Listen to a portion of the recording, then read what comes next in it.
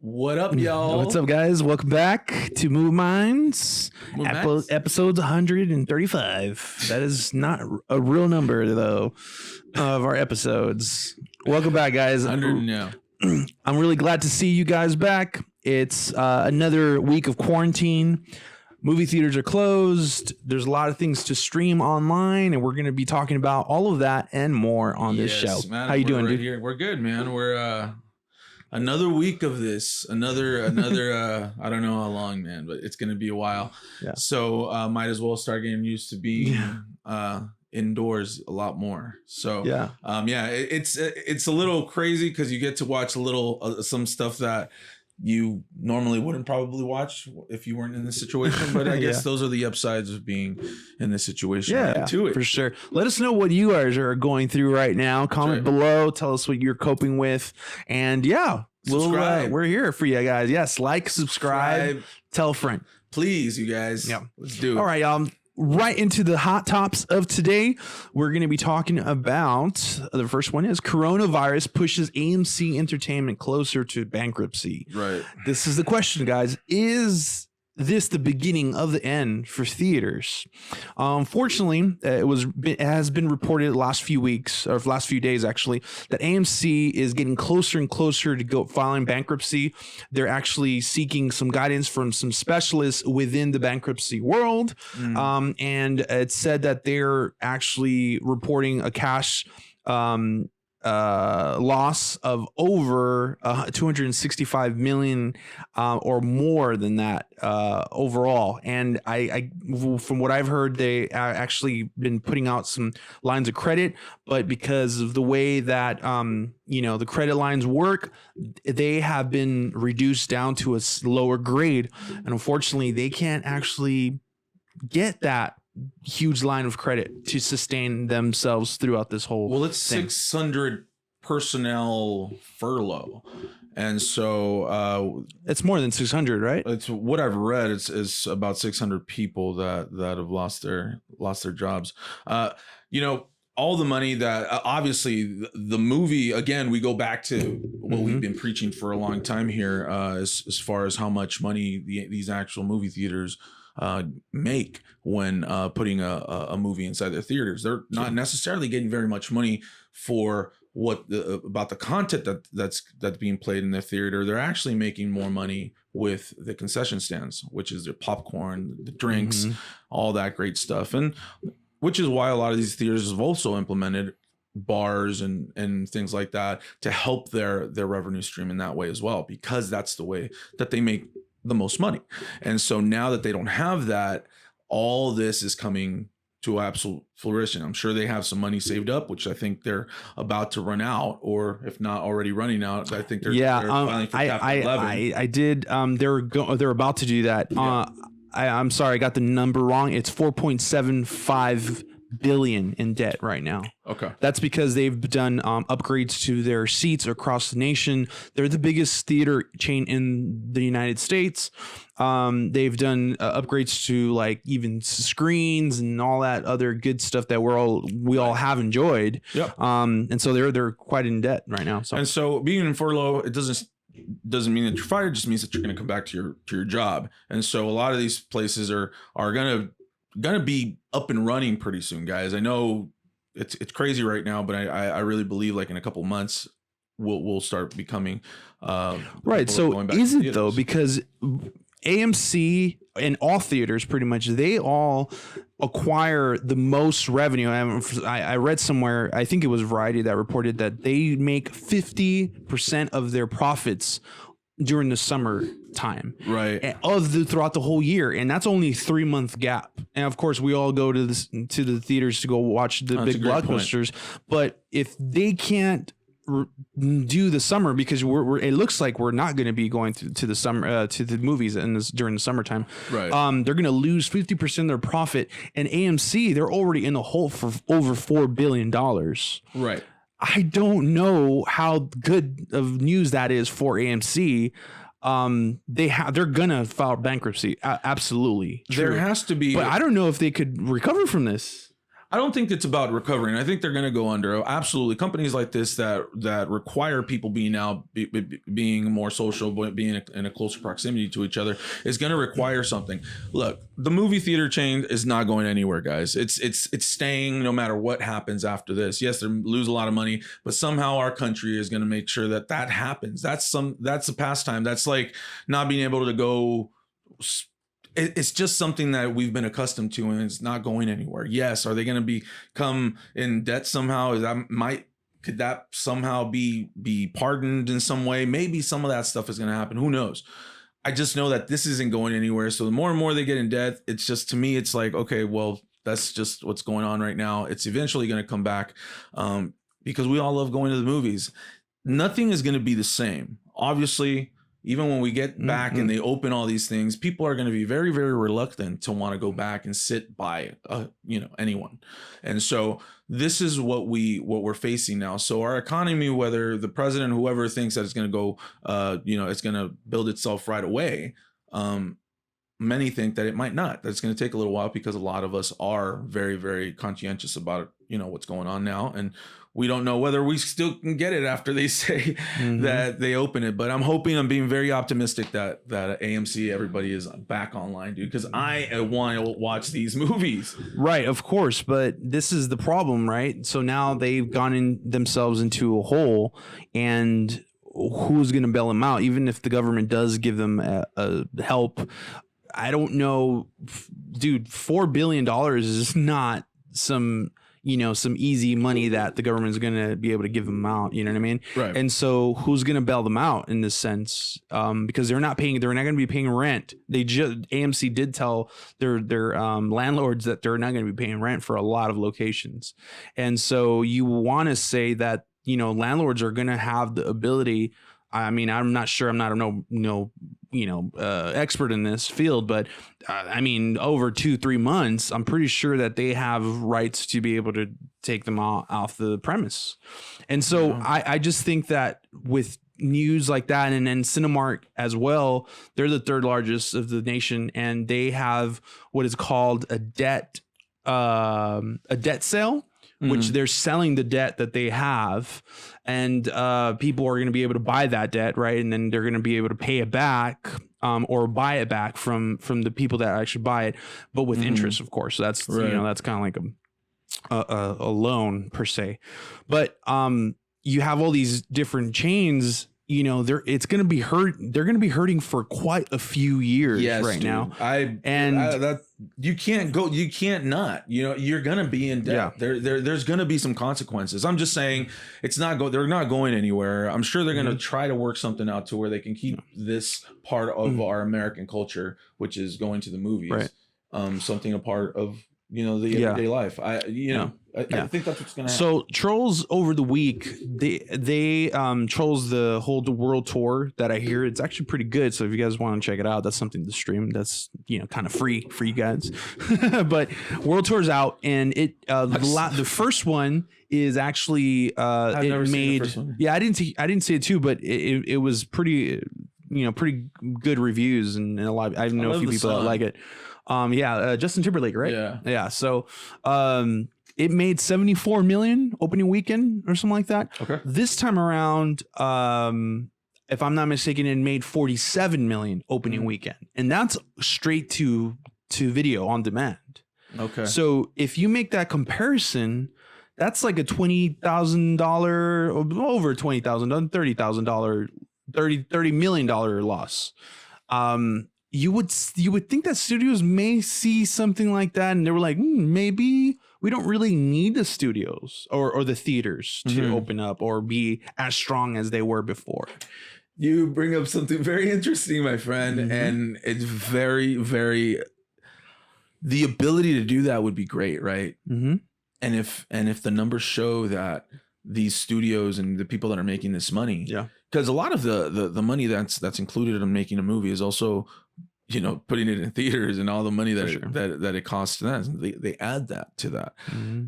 But what you bring up now is something that I feel that the future is going. That our future is going to be able to just, hey, in the comfort of our own homes, because it might not be the same after this whole COVID COVID-19 thing. And when it does get back to normal, maybe, or normal-ish, are the theaters going to be really suffering because of it? Because of all the nobody wants to go to the theaters because nobody wants to sit by anyone, and so they're not going to be making as much money as they used to. So I wonder if they think that maybe putting it to stream and giving that ability at a much higher price than $20, I mean, or that's what they're renting at. It's at $20. It's at $20. That this might be, because people aren't stupid. People are going to be, well, I don't have to eat their popcorn. I don't have to spend my gas.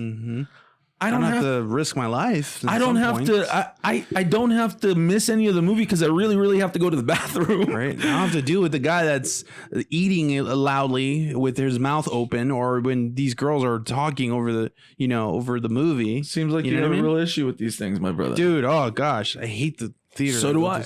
So do I. And so this right here can be the future of what it's going to be like in our movie, and how we're going to be approaching new film and things like that. So as much as I want for everything to be normal again, I know that it won't be. And I think that people like this, Cinemark, AMC, United Artists, whatever, are going to suffer because people are not going to want to be sitting by each other anymore or in the same room. So so the debt is not really something that you're thinking about. You're just thinking about the whole way people will react to this experience. Theater. I mean, like I said, dude, I mean, I'm gonna go back to the debt thing. There's nothing we can do for that right now. I mean, what can the theaters do? This is something that's going on globally. They're not going to open to try to make money. So that's, to me, they're going to help these theaters to try to get back to normal, I think, as well. So who knows? But you bring up an interesting point about how to, view it the other way, if things would just go directly to stream. Yeah, I don't know. It seems like a really bad situation for everyone, including the studios. So let us know what you guys think. Is this the beginning of the end for theaters? I mean, I don't know. Hopefully not, because I love going to the movies. All right. We'll see. Okay, guys, so let's go on to the next one. We will be talking about a new image that came out today. And, with all this bad news, we get some really good news for new movies. First look at Timothee Chalamet in Denis Villeneuve's Dune. Now, I'm not going to lie. This franchise, Dune, is something completely unfamiliar to me until today. I got a little familiarized with it a little bit more, and I was, pleasantly acquainted to this franchise. It's based off a book, and I know some of you guys are actually pros at all this, so please don't kill me in the comments. But it's based off of a book, and the movie originated, actually the adaptation to it of the book came out in 1984. Right. So it's an oldie, and there's a few people in it that we've seen before, and this brand new image comes out with some people are saying the future the future A-lister star that's coming out from Timothee Chalamet. So we get this new image, and there's a lot of things to talk about. So let's digest. Let's talk about this a little bit more. So first off, what are your thoughts on the image of itself? Because you haven't seen Dune, right? I haven't seen Dune either. No. I haven't seen Dune. A lot of people have talked about it online. I've heard of it. And it's been one of those movies that have been a part of going back. And now that I saw some pictures of it, it's been played. I've seen little bits and pieces of it because I saw Sting in there. Yeah. And I'm like, dude, I've seen like this. I just have never gone back and said, oh, I want to go watch Dune. Yeah. However, I didn't know it was that big. To be honest, I just haven't heard. From what I've read today, it was a flop back in 84. Okay. It didn't do so well in the box office. That's why we'd never seen a franchise of it, like Star Wars. But it did get a cult following for it. And the book in itself is a huge story for it, Right. So what are your thoughts right away, right off the bat with the image? What do you think? I really like it. I really like the image. It looks like he's they make him seem very, very, it seems like another world. It very looks real. It looks like spaceships in the back behind him. It looks cool, man. All I can say is the picture in itself, it actually makes me excited to watch a trailer for it.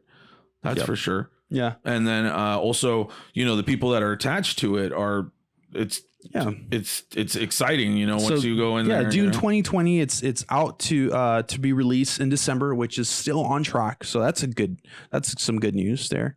Let's talk about the cast. First off, the director, right? We have Denis Villeneuve, right? Which he directed a bunch of stuff that I didn't really realize until I started really researching about him. It didn't really click until I read his whole repertoire. Okay. So let's talk about it. The first one that comes out screaming out to me is Prisoners. Okay. Like Jake Gyllenhaal and Wolverine. Yeah, he's a very known director to some degree. Yeah. He's done a lot of great movies like Arrival and Prisoners and just a bunch of different ones. Blade Runner, which I haven't seen. But you know, I recognize his way of directing a movie, and I'm like, dude, I'm so excited for him to do this, especially because they're comparing this Dune franchise to Lord of the Rings, to like, this is the next Lord of the Rings, the feel of it. Not because it's been done back then, but just the feel of the lore behind it and how rich it is, I guess, in story. And so, dude, I'm super excited. I didn't know that Dune had that kind of story. So now I'm really excited about it. Yeah, it's a series. It's a book of 6 or something like that. Yeah. Like I said, I had no idea. Yeah, I had no idea. So what I'm hearing, and by the way, just the director, Arrival, amazing, guys. Like, you have to watch that movie. Arrival is on Hulu and some other streaming services. You have to watch that movie. It's amazing. Just the whole sense of that. Sicario, another one. Yeah. And then Sicario. He did Sicario too, man. Dude, Sicario is amazing. Blade Runner as well is actually really shot beautifully. All of these films are shot beautifully. The book in itself, and it's interesting you say Lord of the Rings. Maybe I'm missing something, but from what I've read of the stories, it feels like Star Wars. It feels like a sci-fi fantasy film, and the difference is because sci-fi is all about space and more so like Arrival, right?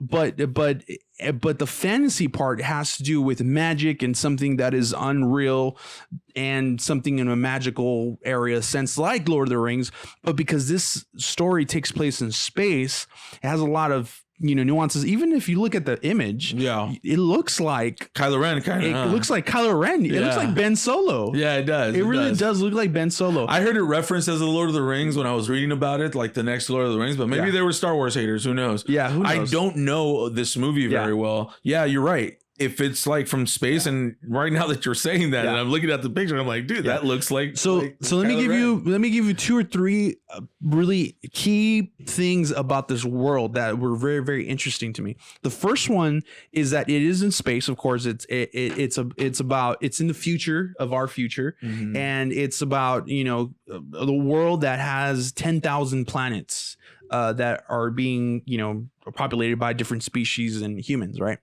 The second one, though, is that there is no artificial intelligence or robots or droids per se in this world. They've actually discontinued them and outlawed them. Okay. Because I guess I'm sure there's a lot of backstory on that, but there's no droids, no anything. So they could not space travel because there was no artificial intelligence. Okay. That's what they were using, right? Right. So the third and really big part of it, and so this is Star Wars with no droids, so that's interesting. But the third one is that they have this thing called spice, which Star Wars does have that too, but spice is used for multiple things, and this is where everything comes to place. Spice is like the biggest resource of this whole universe. They use it for multiple things, including space travel, because they use specific magic, like a fairy dust or something. Exactly, it's kind of like that. It's some like material, but people get high off of it. They consume it. And they consume it because they need it to enter and kind of like fuel magic. So they have all these types of, you know, nuances with magic and space travel, but there's limited technology. So a lot of it has to do with this spice and magic. Got it. So, and you see that image and it looks really sci-fi-ish, right? It does, man. But there's a lot of magic I can't wait. involved. I can't talk very much about it because I don't know very much about it. So what it does come to mind, though, you're absolutely right. Kylo Ren, wow, fairy dust. Right, I could see why it might have said a lot of people are comparing it to the Lord of the Rings, I guess, because it's fairy dust and things like that. A lot of magic. Maybe there's the combination where all the maybe Dune is like the next one of those that'll probably put I'm kind of down to watch the 84 movie because it's a remake because it has nothing to do with it, but it's going to be, you know, very similar. It's super dated. It did not age well like Star Wars did, but I saw some clips and it looks pretty interesting. Has a lot of things like the military of, you know, German army back in the days, and it has just different things, man. It's very different from anything I've seen before, and the book sounds amazing. So I'm kind of down to watch it. I'm really excited about this image. I'm glad that there's some good news and some fresh news to me, at least, because I've never heard this franchise before. So I'm gonna check out the movie. See what happens, man. So let us know what you guys think. Have you seen Dune? Does it sound interesting to you? Comment below, subscribe, guys, ring the little bell, like. You know, we appreciate you guys doing that for us. Yes, subscribe. Yeah. All right, guys. The very final thing that we're going to be doing tonight or today or whatever time you are watching us, it is our Stream and Chill segment. Stream and Chill. Because we're in quarantine, we have tons of time to stream, and of course, we always chill. So, what is on your list this week, Anthony? My movie to watch this week, I'm gonna say it's on Disney Plus. I always go back to it, especially on these times right now that it's sad around, you know, or a lot of people are you know, but just stay off social media as much as you can, guys. I love watching. It's always a good movie to me, and I love watching it over and over again. Is Remember the Titans. And that film for me was one of the first films that gave me that feeling like I could take over the world kind of thing, you know. And it's just a great movie about a coach that gets chosen to coach a team, and during the times of a lot of racism and the way that they deal with these situations, and it's very inspiring to me. And also the way that they take this football team to camp, a lot of white Caucasians with a lot of black African American people, and the way that you see them interact and hating each other, but the way that they come together at the end. It's a great watch, you guys. Denzel can do no wrong in my book, honestly. He's just great, man. He's so good in that movie, dude. Such a great actor.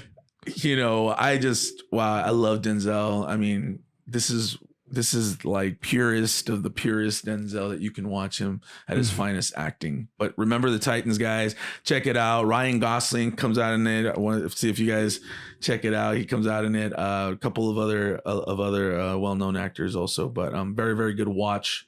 That movie, I definitely give it a 5. This was my 5. Yeah, that's a classic watch Denzel movie, dude. That's man. Very inspirational, but very inspirational too. Very, very, very, very, very, very. All right. So mine is not so inspirational, but it's new, and I wanted you guys to check it out. It's Code 8 on Netflix. This movie is directed by someone that I really don't know. It's Jeff Chan, but it has a few of TV's stars, right? That if you have watched Arrow from the Arrowverse on CW, it has him, which is Robbie Amell, right? And then we have some other people, the like Starfire, that's on The Flash as well. So there's a few people that show up in this this actually story, which is in the future. Again, another story about the future, but it's about people having powers that they're dormant, and they have to live in a society where they were accepted at first, but things went wrong within the social world. Somebody got murdered, killed, and unfortunately, they started restricting people with powers. Now you live in a society where the people with power are marginalized by the people that do not have any, and they're red flag. They can't work. They have to apply for like work permits, and they get incarcerated. There's a fleet of like cops that are hunting these people down, and it's just it's interesting because you have this whole relationship with this kid and his mom, and he's just trying to make ends meet with like a lot of us, right? And he's really trying his best to be very, very like a moral figure in his family, but he finds himself having to make money in the most criminal way, and now he is very gifted, and there's this whole story about him. Very, very interesting story. Fun, a lot of action too, a lot of good graphics and stuff like that, but the directing is a little shaky and the acting is not that great. It's sometimes a little shaky too. I could feel like there's like TV show Arrowverse acting, and some of you guys like it. I know I like it. I know I love the Flash. Flash is probably my favorite show on running right now. But this movie, good time on Netflix. You already have it, so might as well just stream it. Let us know what you think about it. I'd love to hear your thoughts. Yeah, I'll check it out, man. Yeah. Sounds good enough. It's a good time, man. I'm telling you. I think you would like it. Yeah? Yeah, I think so. All right. What's your next one, dude? So, I haven't been watching very many series per se, but I've been watching seasons of game shows. Yeah. And Ellen Game of Games, you guys, I've been checking it out a lot. Yeah. And it's so much fun, dude. It reminds me of if you guys remember this, it was called Truth or Dare, I believe, the show. Okay. Yeah. Or it was something that was after school, and it was slime too, a bunch of slime. Nickelodeon, yeah. The Nickelodeon. I don't remember the show, but yeah, I mean everyone will remember that. Something Nickelodeon slime, and I don't remember the show what it's called, but this is very, very similar to that. Mm-hmm. The Ellen Game of Games. I love watching the show, and it's actually kind of simulating at times too. These games that they play are kind of cool. And so I was just watching every single episode, and I was just like, man, dude, I really like this show. She's going to continue doing it, and she also gives you the ability in the beginning of the show to play along like through your phone, and then you get a penny, and then you're able to scratch something off, and you can become a winner of a prize of some sort. Mm-hmm. They have like thousands of prizes and stuff. So it's not just the people that are in the audience, it's everyone. And so that's really, really cool. And so, yeah, man, that's the show that I've been watching a lot. My wife has been like, oh, I don't want to watch that. And she goes to the other room, and I'm like, all right, well, I'm just going to watch this show because I love it so much. Ellen does a great job narrating it. She does it with Twitch, the same guy that she does the Ellen show with. And they just bring a bunch of celebrities too in the whole thing to play some games. There's some celebrities, and then she gets the celebrities to also do little clips of things to introduce the next game. But it's really, really cool, guys. Check it out. Game of Games with Ellen. All right, cool. All right, dude. I don't know if I'm going to be able to watch that, man. I have other game shows that I really want to watch. There's one on YouTube TV, the Lego one, Lego Masters. I've seen that one too. It's like a mixture of MasterChef and Legos. It's like I've been watching it. It's interesting. I really want to watch it. So I grew up with Will Legos. Arnett. On there, and I've been. He has watching guests and stuff. Like Blossom the other day from what I saw. I have to catch up with it. Farrah Fowler, she'll always be that, or Blossom. Yeah. There you go. So mine is a cult classic. I think a lot of you guys have seen this before, but maybe you're not watching its sequel. So first off, Breaking Bad. Look, if anything on Netflix, you're gonna want to watch Breaking Bad.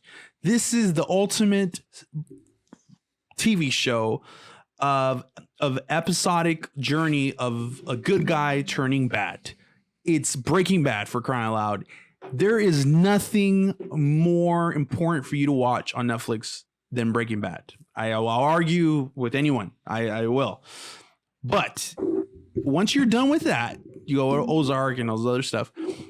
You're going to want to watch another great AMC original called Better Call Saul, which is the story of the Saul Goodman, a lawyer of the Breaking Bad character, Breaking Bad series, which is, if you guys have seen it already, you know what I'm talking about. He is a character and a half, man. Everything he does is shady. You can't believe what he says.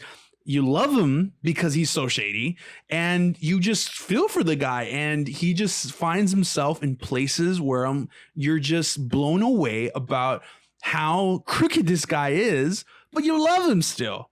And there's a whole show about this one character. Breaking Bad is so good that I would say that it probably has the most popular and most successful spin-off of all time from a cult classic original show. Friends tried it out with Joey. That didn't work out. There's just other shows. I'm trying to think right now. There's tons of them, right? They did not work out very well, right? Even Grey's Anatomy, I think they had one, or ER or something like that. And 90210 had Malibu something. 90210. Remember? You don't remember that? Anyway, they had a bunch of stuff. Melrose Place. Melrose. Melrose. Well, these weren't spin-offs though. Melrose Place was a spin-off. Not from a show. It was its own show. It was its own show. I think it was. Oh, yeah. All right. It was Heather Locklear was in it. So I'm familiar with the shows. Yeah. I know what you're trying to say. Yeah. Like Frasier, for instance. Yeah. Frasier was great, and then they gave. I'm sorry. No, Cheers was great. I'm sorry. Cheers was great. Oh yeah. And Frasier was a spinoff. That's true. To that was very Frasier popular was really, really good. Yeah, that was really good. But then you have a good Friends, and then you get a character like Joey, yep. and it bombed. It didn't work. So this spinoff is grade A, guys.